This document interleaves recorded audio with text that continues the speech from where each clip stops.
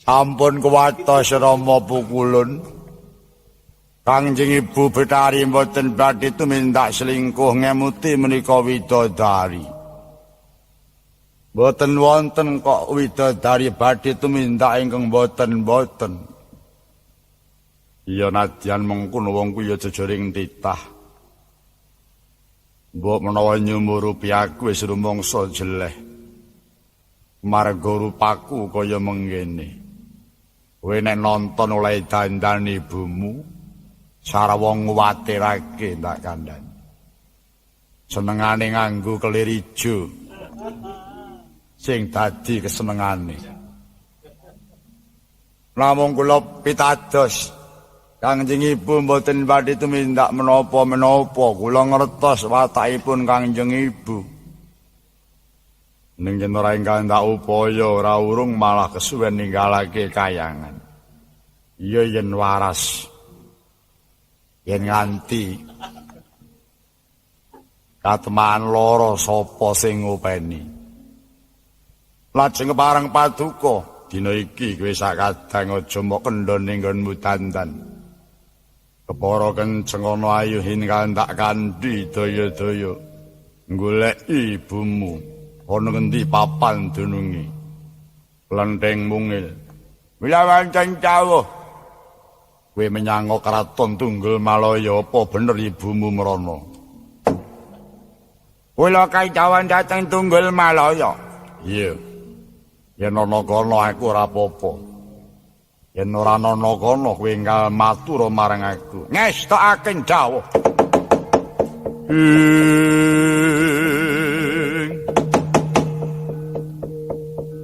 Yaksa krura kagiri-giri keng nyoler prapata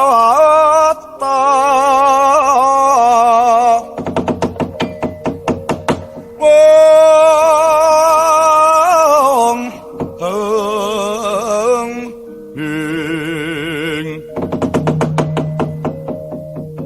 abang kawalakar manguwuh mungsuh haminto lawan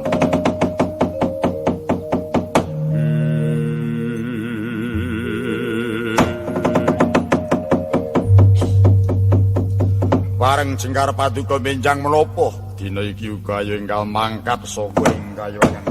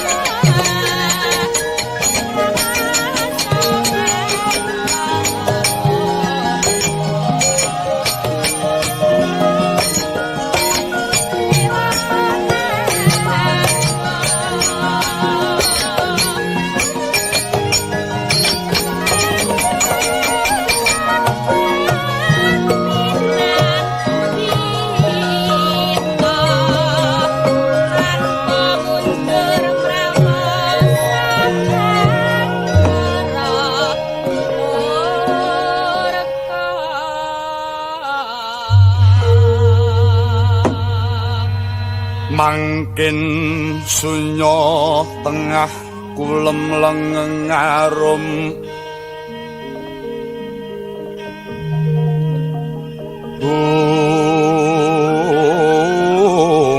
Koro sang Brahmana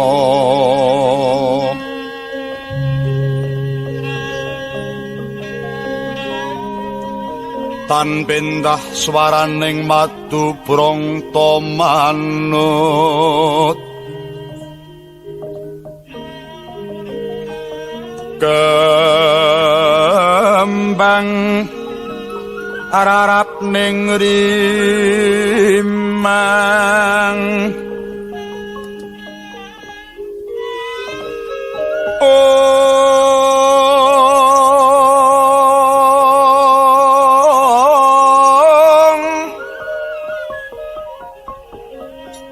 kriyang ning aroma sangga jaya gandra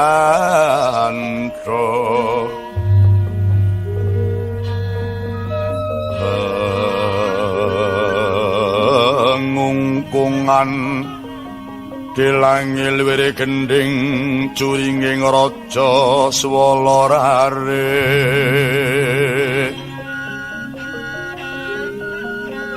lanyap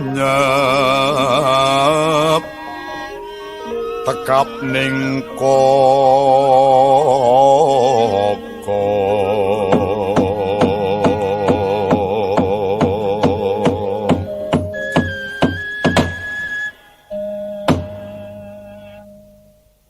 rambingi nyemanggun Bandawalapati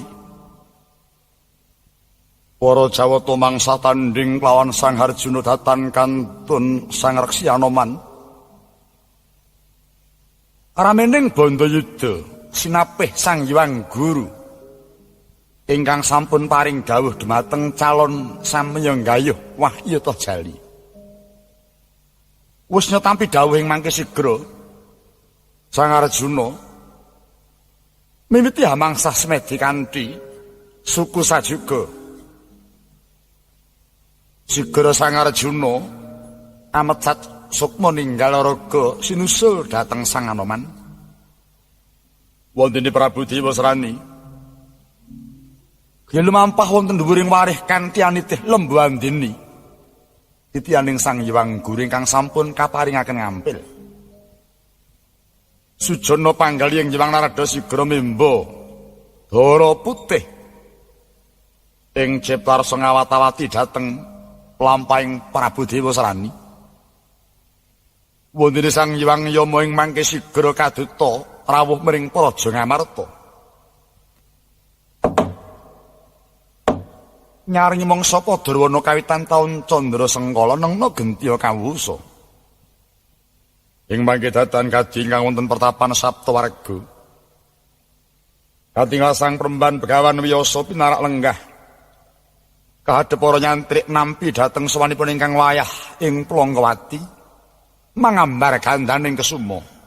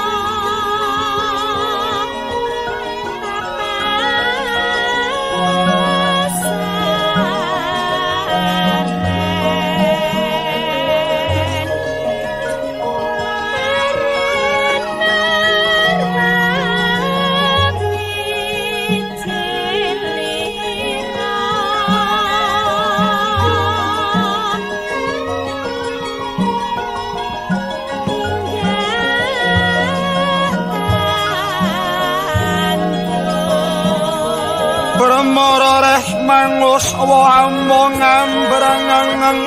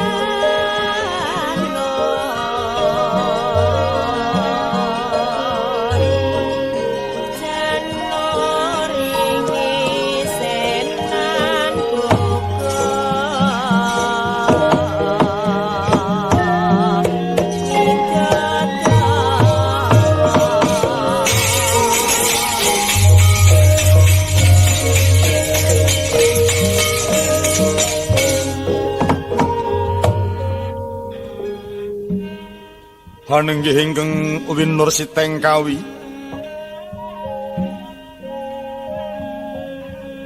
punika ta ingkang sinebat ing pertapan Saptawarga ya ing Sata Srengga mila hawasta pertapan Saptawarga Sapta Piduharga Gunung pitu kang tepung dadya sajuga munggul pucuke mrenca atusan mila sinebat ing Sata Srengga Padipokan ira winastan retawu labet ana sendhang kang aran Sendhang Pawitra. Ana pucuking gunung cilik pinarapal pinatet kaesta Padipokan. Areng-areng miring winaraden winanggung talundhagan tinanduran parigaga lan palawija.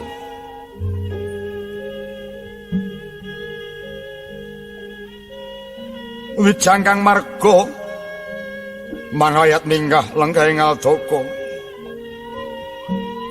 inggo-inggoan pinager sela setos lan sinangsap pasir jenar cinampur padas linebur ing saben tebing lingga gupala mawarna-warna ana reca sila kaukir pinindo dewa nitih Garuda ana maneh sila Kresna tinatah gaesta Diwarada Mekta sawane ana reca tembaga ingkang kapetha kenya kang kawelasarsa kaya-kaya ngentosi memani ing nala satriya muda kusumaning bangsa kang lagi labuh nagara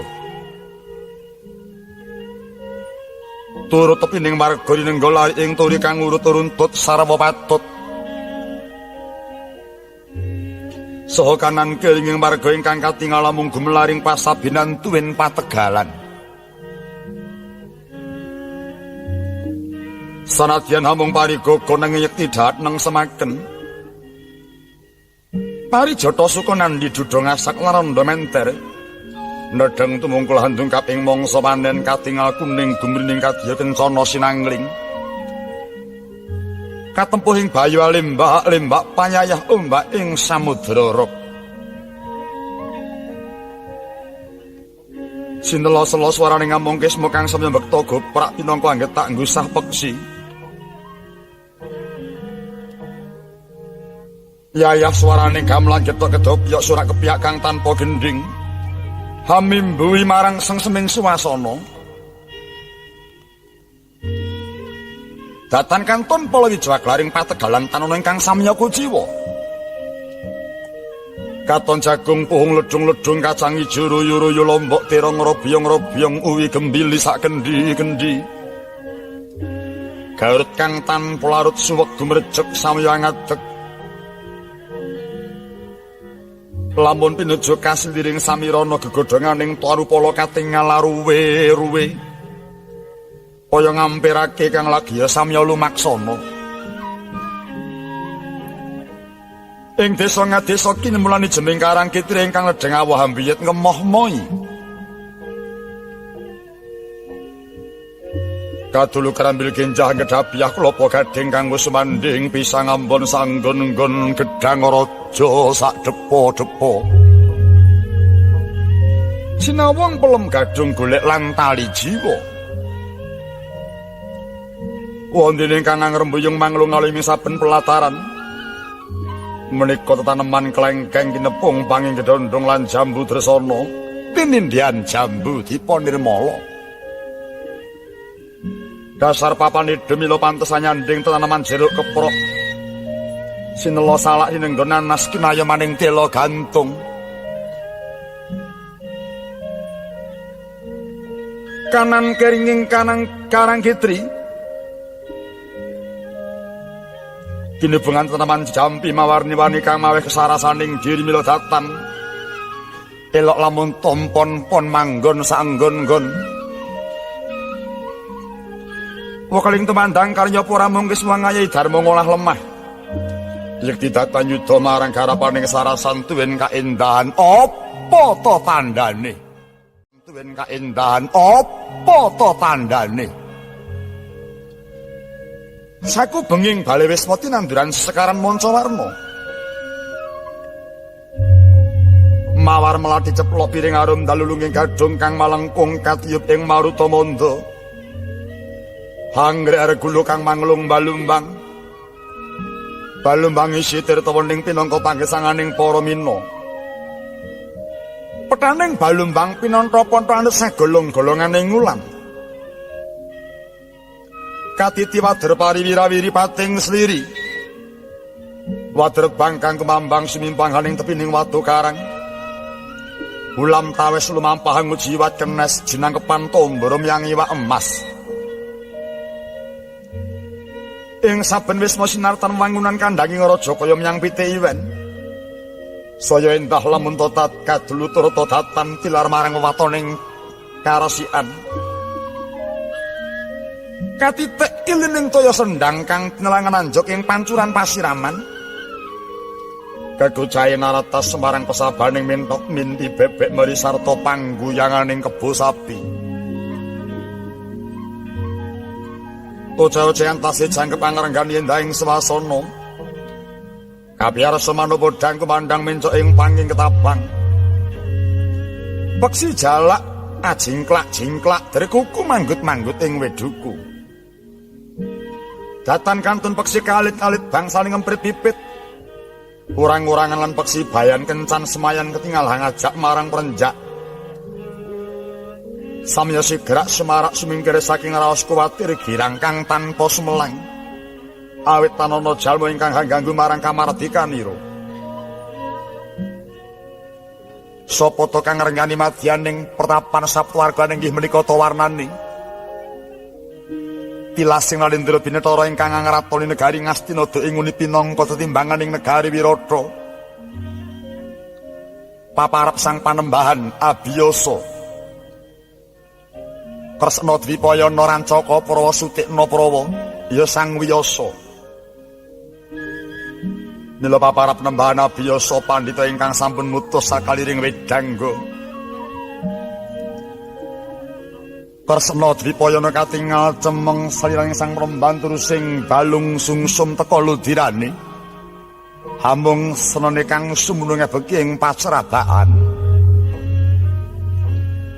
Rancaka Prawa Pandhita tansah nglejarake para Sungkawa Sutikna Prawa Pandhita kan tansah sumepadhang. Dasar Pandhita gentur tapane manteng sumedine putu sing kawruh limpating ilmu. Nalika lenggah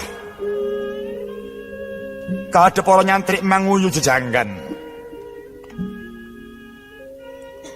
Anampi dhateng sawanipun ingkang wayah buyuting Plongkowati inggih Sang Angka Wijaya Yadhyana Abimanyu. Ingkang kadheraken nerpat Pranakawan Catur Kilurah Semar Nala Garing Petruk Semawana Bagong. Katingal repepeh panyayah sata minggah krama. Tebih ing awit celak rinaketake dening Sang Panembahan. Sigra manembah padha Sang Abimanyu.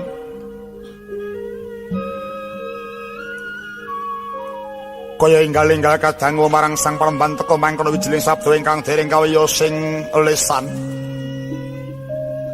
Nihan seswa humatur marang risang Mahayogi.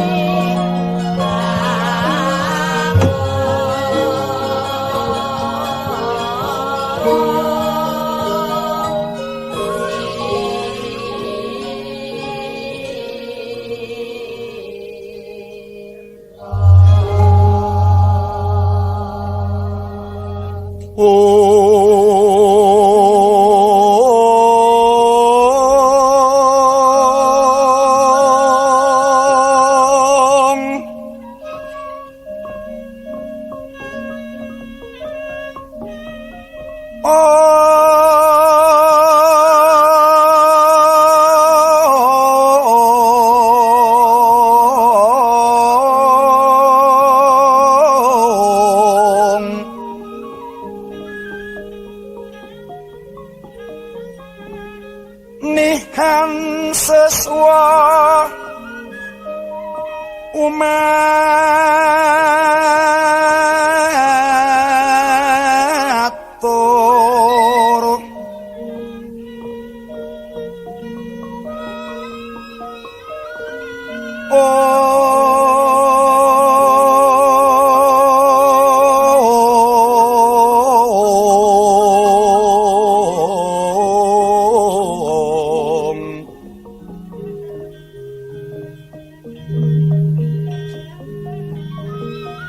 marang risang Mahayogi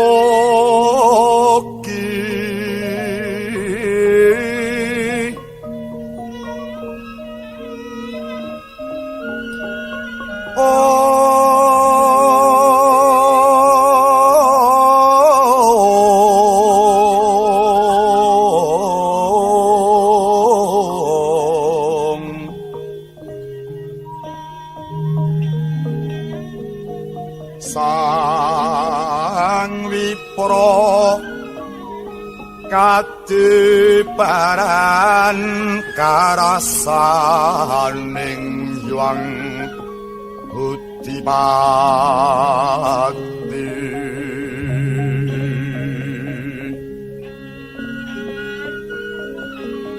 Yogya saliring warana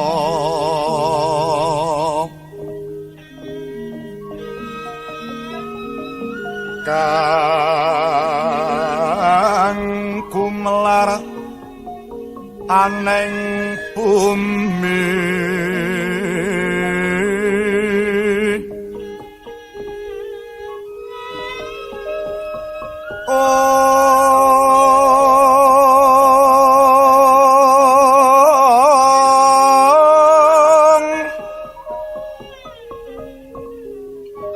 mugi ulun tetahno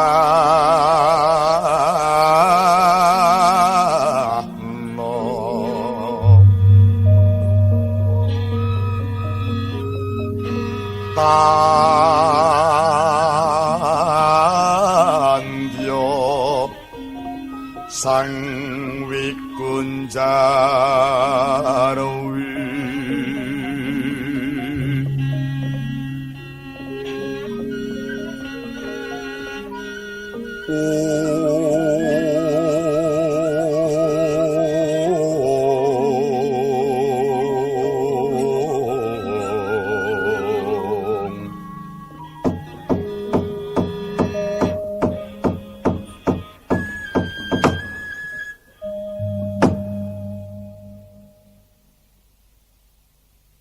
Mangarcana Maya sidi sekaring bawana langgeng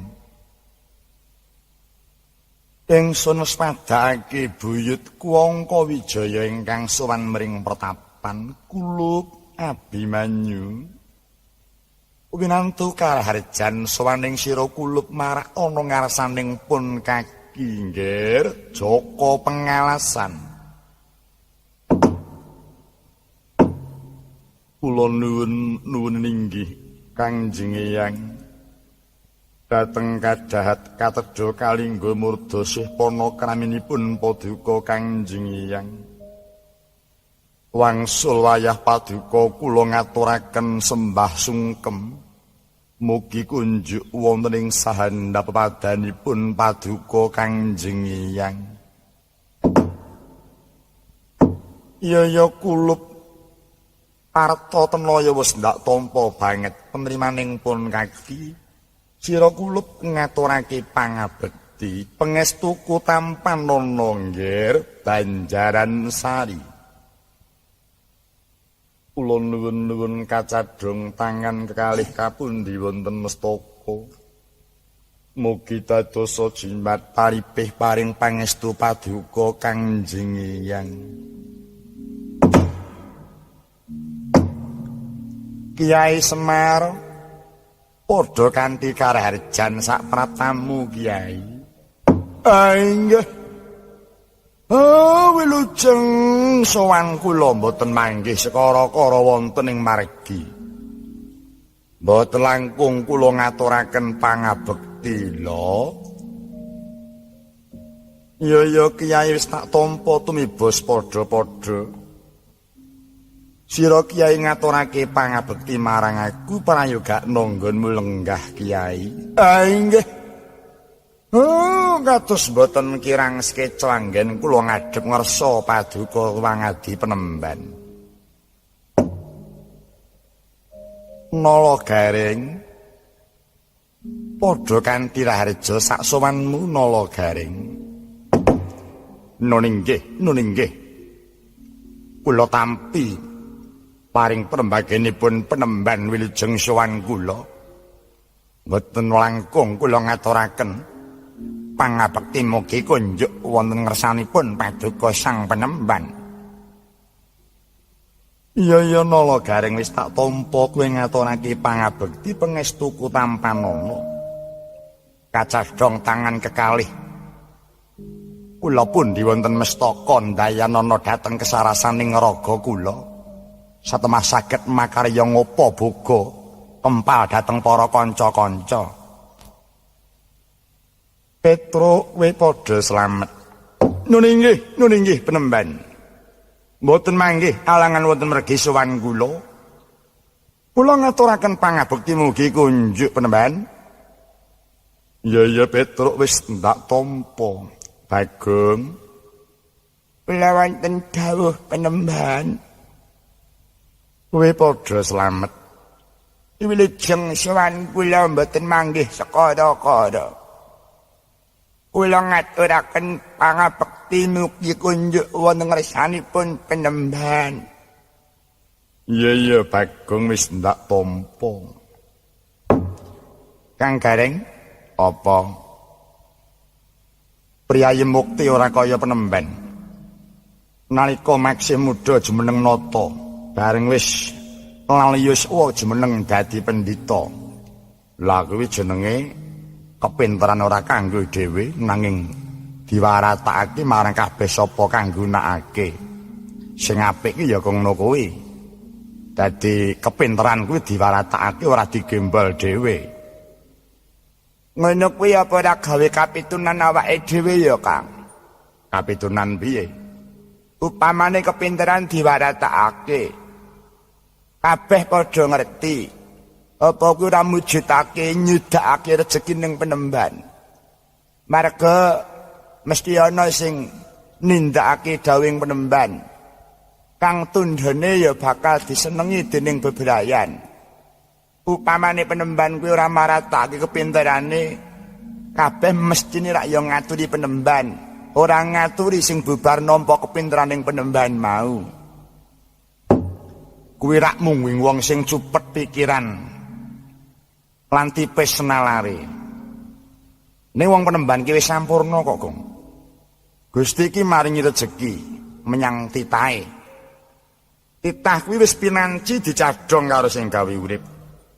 Yen cadhonge wis entek mesti dibanjut karo sing gawe urip. Lah wong Penemban ki nggon kawruh, Penemban ki nggon piwulang. Mbok menawa Penemban gondeli marang wewaton menawa nalika jaman bayi kuwi dilairake ing bathuk kuwi wis ditulisi marang nasibe dhewe-dhewe. Anggere wis kanggo gondelan kuwi ora ana rasa samar iki ora ana. Lha kuwi beda wong sing cupet pikire tipis nalare.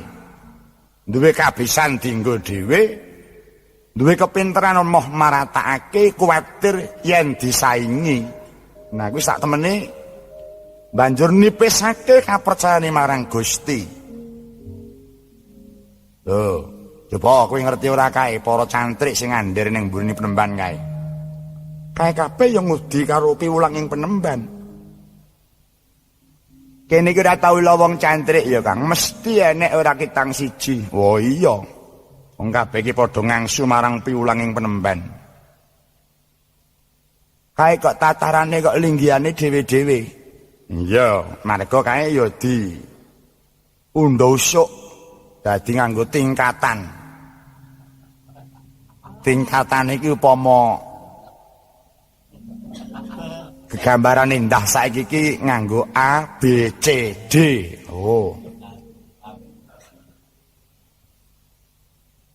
Sing tatarane A mesti pengarep.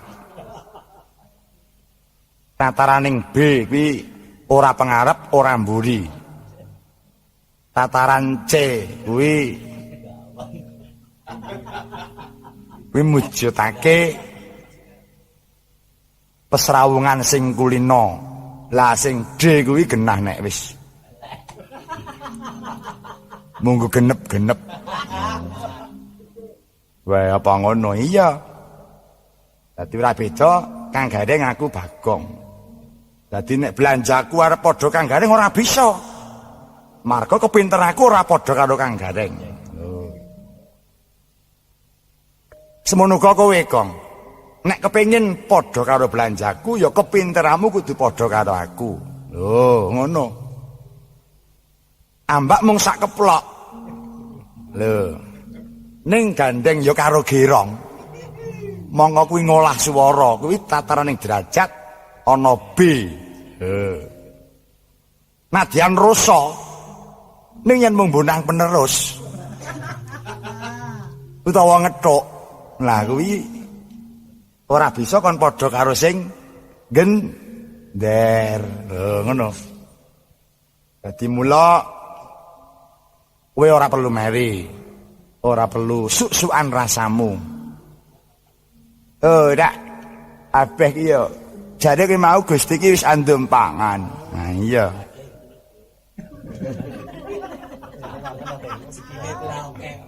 Dadi kowe ora perlu meri ngono. Ya nadyan kowe ki ana njaba kulino Bagong dhewe. Ning jroning tataran ngene iki kowe iki padha karo aku. Ngono. Iya. Mula kowe ora perlu meri.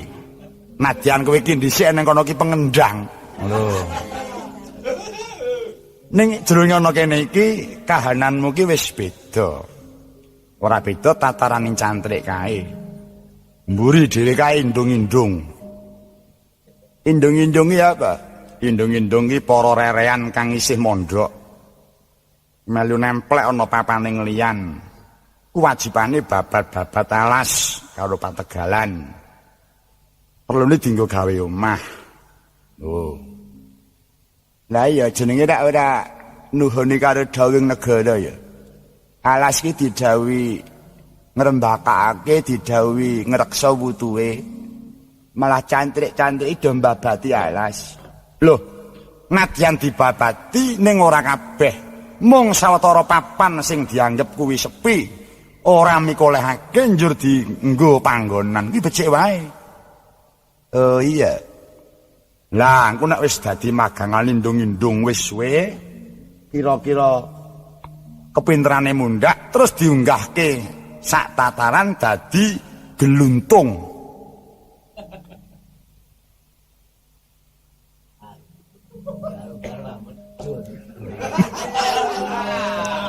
Geluntungnya apa?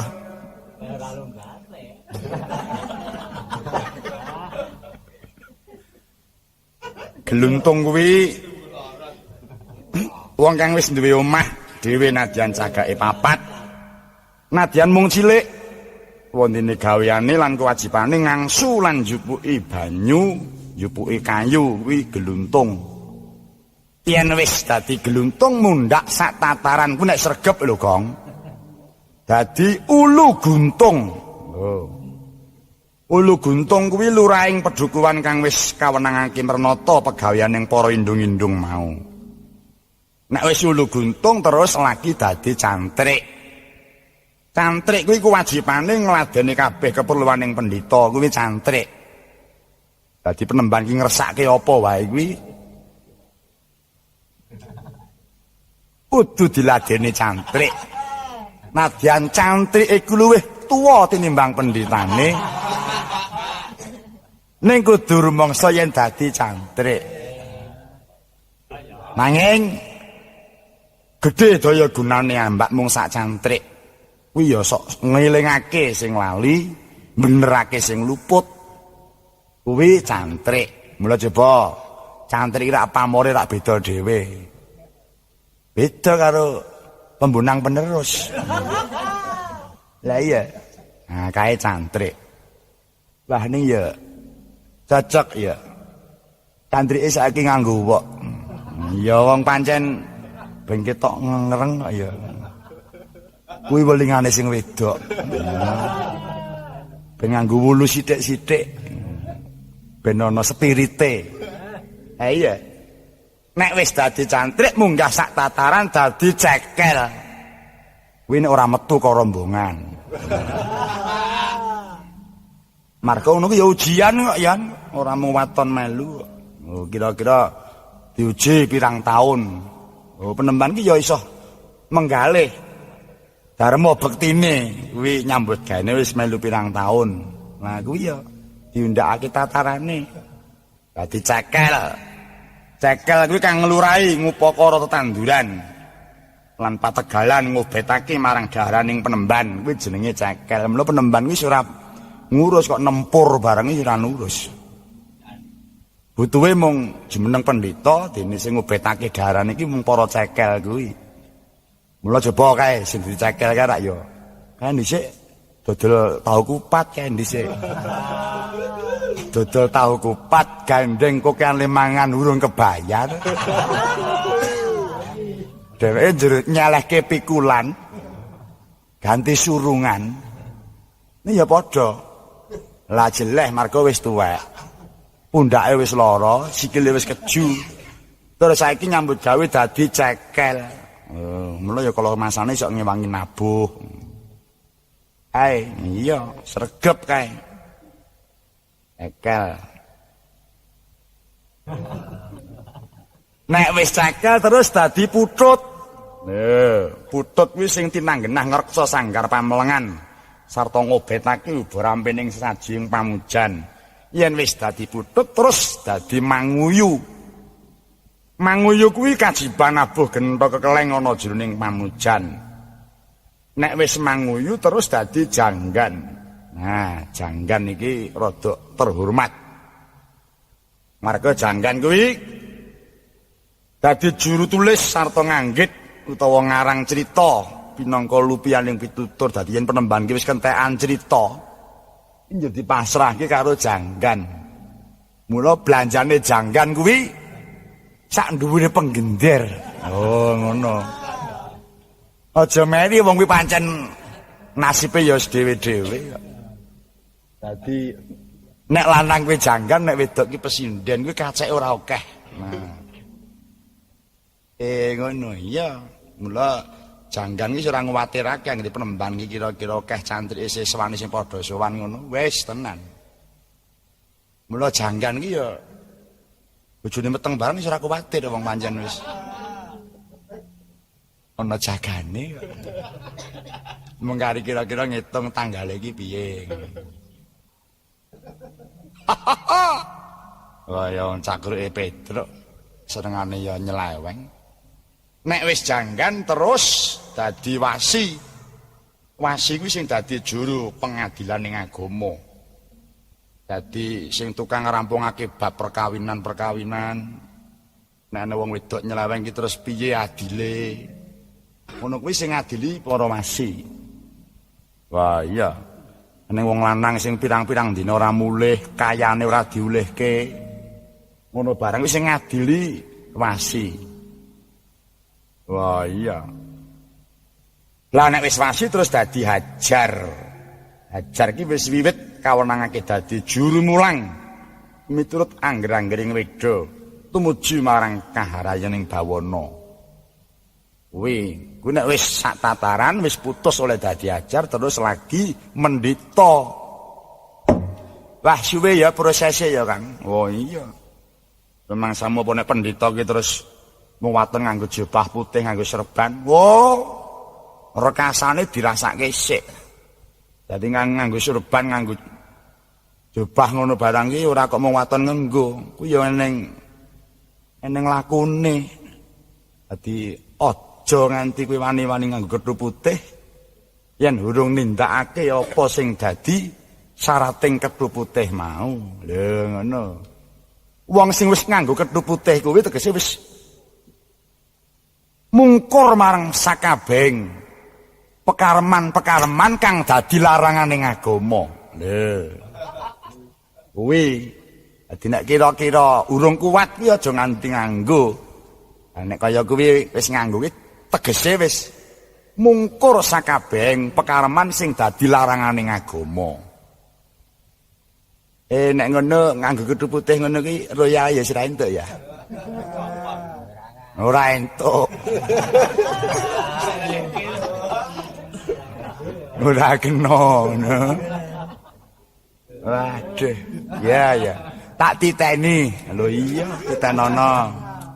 Wong jroning sepi ki anane mung lali kok. Ora, lali-lali denelingno ngono kae. Wah iya, pancen Petro kena ditulat gong, kena Sindudarsana.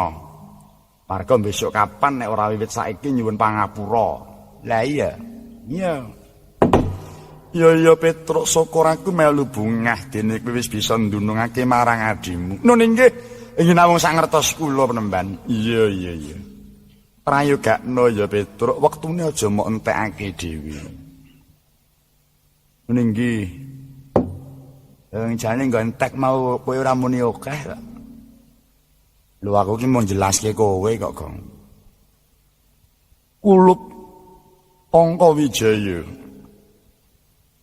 Sawise semalih arasamu, asat riyememu, mara dinage sira kulup matura. Asat riyememu, mara dinage sira kulup matura. Apa wigatine dene sira kulup marak ana ngarsaning pun kaki.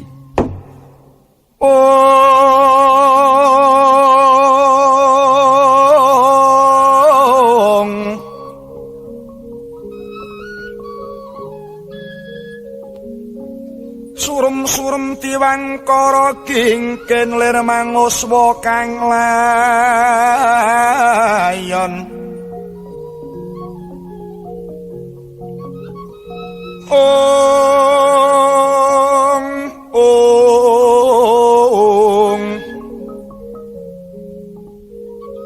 Denya hilang memanise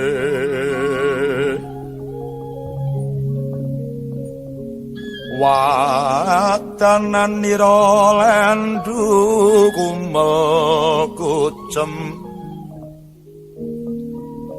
marah nyomaratane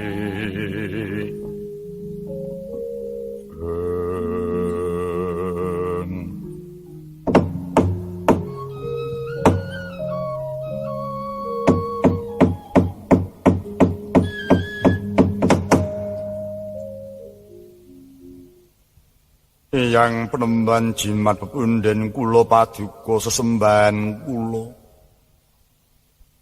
nyuwun pejah eyang ana apa nggih sira ndak dangu ora matur trewaca malah maca rawat maca udrasa wong lanang kuwi aja sok teberi nangis kulutmu ndak nyedakake derajat nggempalake kaprawiran. Nadyan susah empeten lan endemen jroning batinmu aja pisan nguruntuhake waspa kulup Angka Wijaya. Reng kuwi ngopo to, Reng? Ndara muwun kok koyo melu nangis iki. Iki ngapa? Wah, susah terus atiku. Lah, perkara apa kok kowe ya melu susah? Kadang iki susah rak iki arep ngarepke bakda iki terus nggo tuku pakaian ki ya apa? Anake mongko wis akeh. Mongko sing cilik iki lagi bar ka rumah sakit. Mongko wis entek-entekan gawe iki. Iya, tuku bulam nganti ora kuat. Marga wis krisis. Nah, yang perkara anak kira ndek bejo dhewe-dhewe to. Terasa ngrantes. Mula ya nyambut gawe iki aja tak jaluk sik, kulumpukke. Tinggo bakdan. Iya, Tru. Yen ora ana pitulungan ing Hyang Widi. Kepiye lelakon awak mami? Saja kuwatir engko ora ana rezeki tiba. Rezeki rek arep ngayahi maleman to. 24 bengi lho coba. Coba apa ora ampuh 24 bengi. Wah iya. Ini kudu dines lho kuwi lho, Reng. Wah iya wis tak samaptakake. Iya ya kuwi wis dikelumpukke jaluk pisan. Sungguh bakdan ngono kokke sandangan anak putu. Dadi mula ya sugih kanca ki ya apik. Tinimbang sugih dhuwit luwih sugih kanca. Ya. Marga sak ora-orane sugih kanca kuwi mesti ya bakal ngurun-uruni lan bakale ya golek-golekke pangan. Yo beda nek sing ora sugih kanca. Wah iya. Kanjeng Hyang sungkawaning manah kula tanah sanes labet anggen kula katilar murca Kanjeng Rama. Petang kula sampun dwiwarsa kalenggahan menika dereng ketingal kundur dhumateng kasatriyan Hyang. Ingkang menika mugi keparenga paduka Hyang paring pitedah dhateng ingkang wayah. Wonten pundi murcanipun Kanjeng Rama? Ulup Angka Wijaya. Manawa sira kulup mikirake marang wong tuamu kang lunga saka madyaning kasatriyan.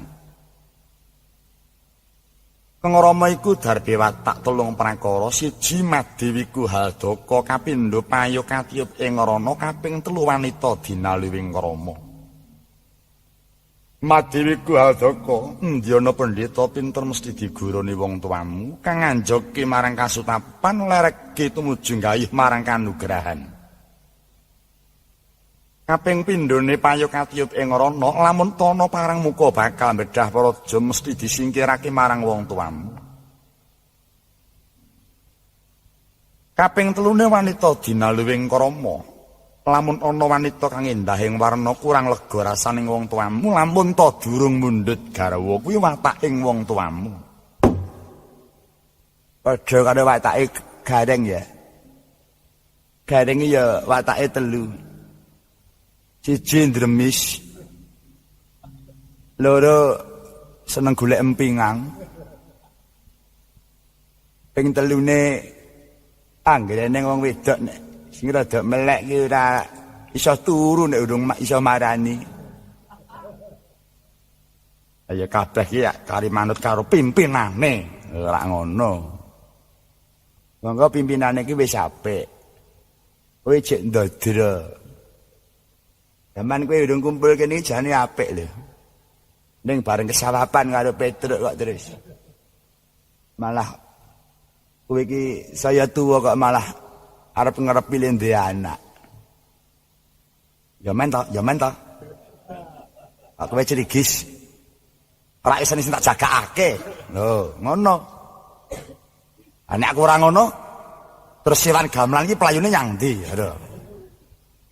Le, kowe aja cerigis wae iki. Cipta Gareng iki. Wah.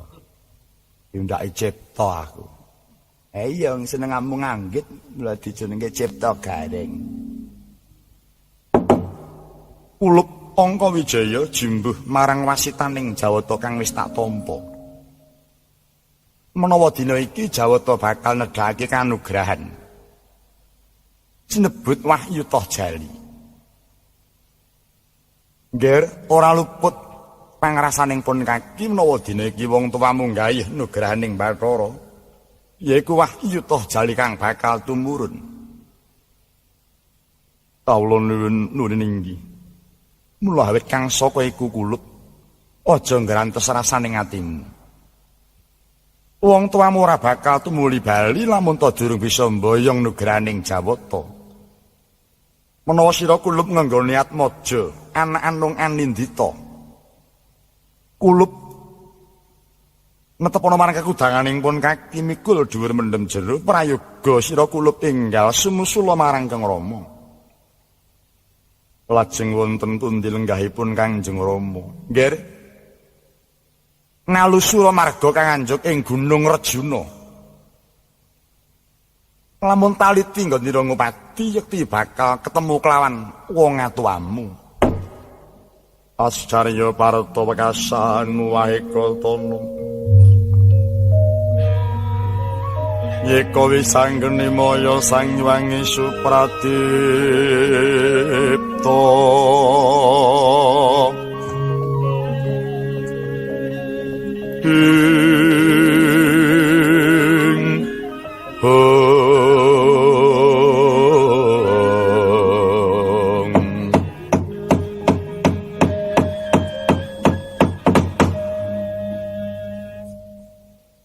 Panyayah lumampah wanci panglong kepapak obor sewu. Biar pajar manah kula dupi kula nampi sabdanipun paduka yang penemban. Gandeng sampun terwaca sabdanipun Kangjeng Eyang. Benjang dadak ngentosi menapa keparenga kula nyuwun pangestu. Saha kula nyuwun pamit tumuli badhe nuhuni sabdanipun Kangjeng Eyang. Lumawat analusur margi Kang Anjuk ing Redi Rejuna. Kulup aja mangkat saiki nggih. Iki mbarengi kewan galak ngadang dalan Brahmana Patiobong wateke akeh godha rencanane. Kapal ngono mlumpat kadadonga murucut karantiya medhot eyang kula nyuwun bidal dinten menika. Ponokawan padha pamitana ayu budal. Ngestokake dawuh Kangjeng Eyang jumujuk ing laladan Gunung Arjuna. Nggih. Ngene nggih. Iki ora lereng sik Kang, ora penemban wis paring dawuh nuduhake srana pinanggih karo Ndara mangkat saiki. Ora nunggu engko sak rampunge, ora mangkat saiki. Wong aku jek duwe kencan, ngalah ora usah kuwatir. Kencan karo sapa nek pancen ora netes engko tak wenehi aja kuwatir. Ya, matur nuwun. Eyang pangestu paduka mayungono dhateng lampah kula. Kulup Angka Wijaya. Cegah dare gulungipun kaki tak sangokke marang sira kulup. Ana marga nyandha kembang cepaka sawakul. Mundur-mundur sang Abimanyu. Ngenywarsa hangulati sabdane Kang Eyang.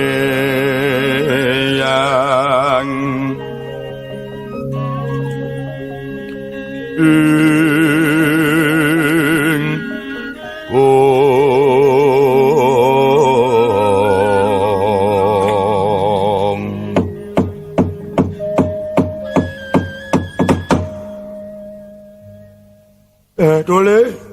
Hayu pamitan, Ger. Ayo mok kowe dhisik sing ana ngarep. Ya mo, sampean sing ning ngarep pamit dhisik. Lalu mongso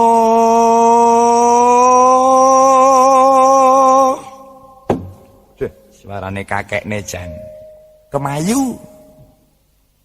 Panusuling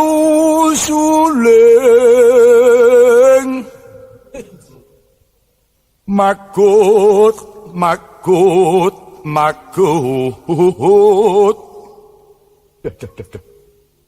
tak ploke bar nguntal cindil iki rada metu dayane. Yuda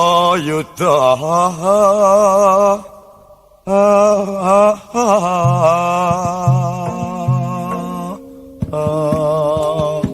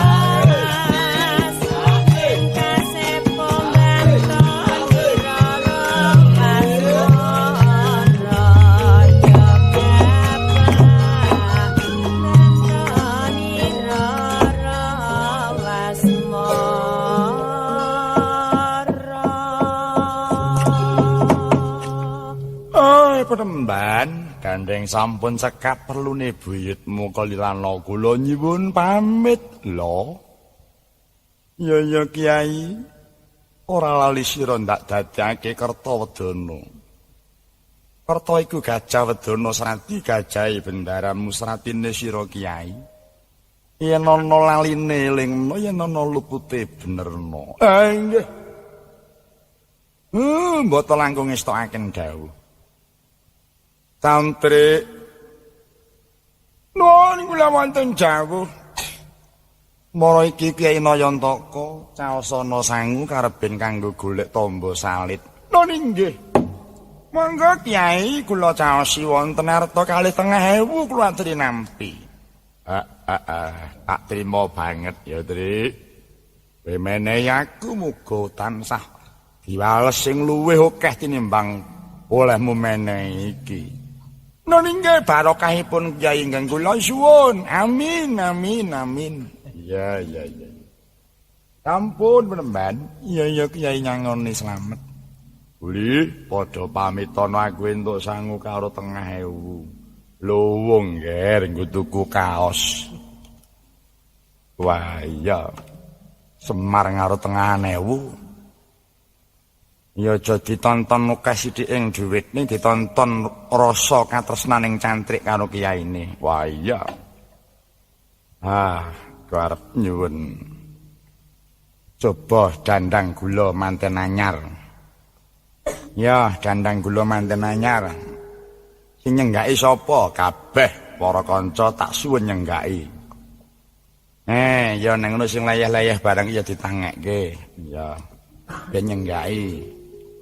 Aku kang wis nyuwara ora montor-montor suarane nala gareng. Debles suarane Waranggono sing saka Karanganyar kuwi. Asmane Mbak Migut. Iya. Mbak Jeriwis ta? Ya. Deloken nulis sinden kok rek. Wis mesti cake apik. Apik nek wong karep kok. Lho. Ya nduk ya golek pasaran. Dadap tidak mambu keong. Mambu kok dilagokke. Mambu welas. Awaning ratri.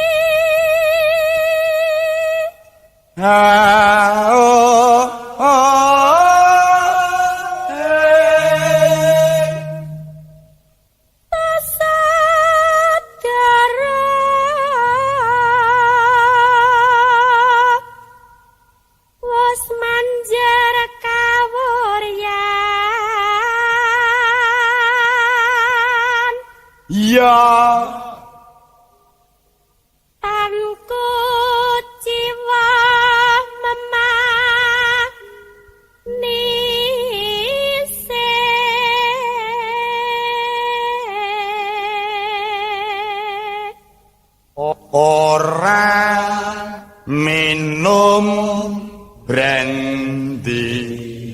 Nah, aku seneng wis ora gelem mendem saiki gareng. Ora minum brandy iki cocok aku. Margo ya gayane apa? Sik aja muni sik kelamat-kelamet kowe. Tak omong sik. Wah iya wis aja nyelani ndak kelangan ngeng. Iya.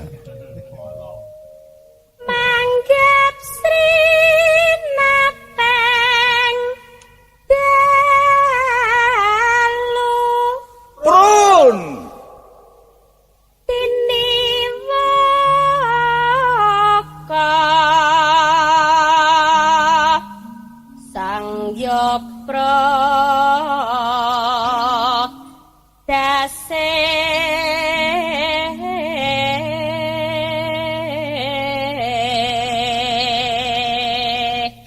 Ikat dua lolo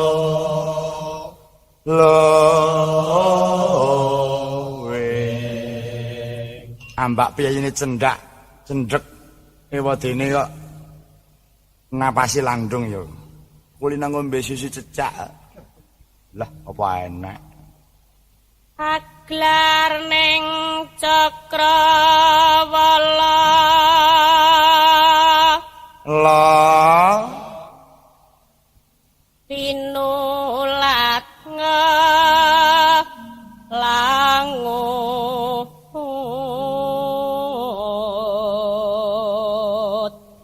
mrene saben sore. Lah kok ora awan, Reng? Ya bar kantor no. Rampung kantor mulih terus coba saben sore. Ning kantor ngendi? Percetakan. Ya, syukur. prandene paksa kebegan Gan saking kehing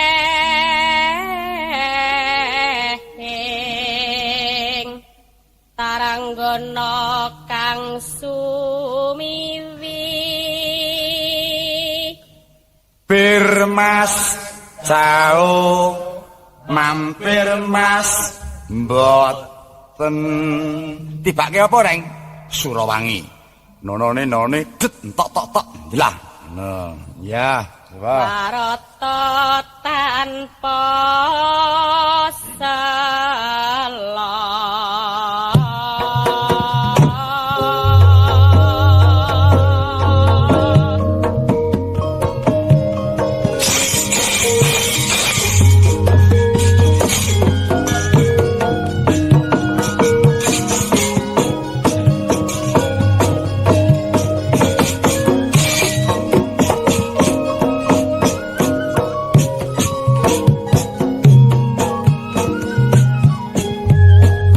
Manuk pleka nyucuk yuyu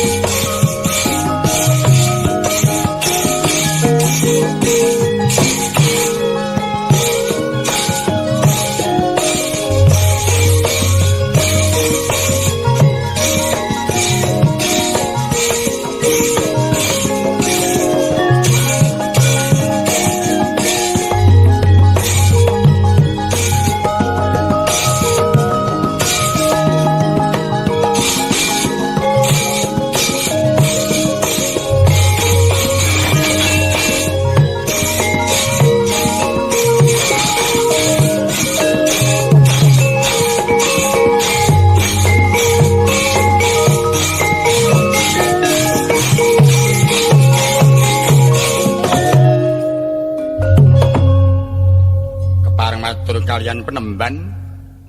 Kepareng aku lho nggih nyuwun pamit badhe nderek ingkang wayah.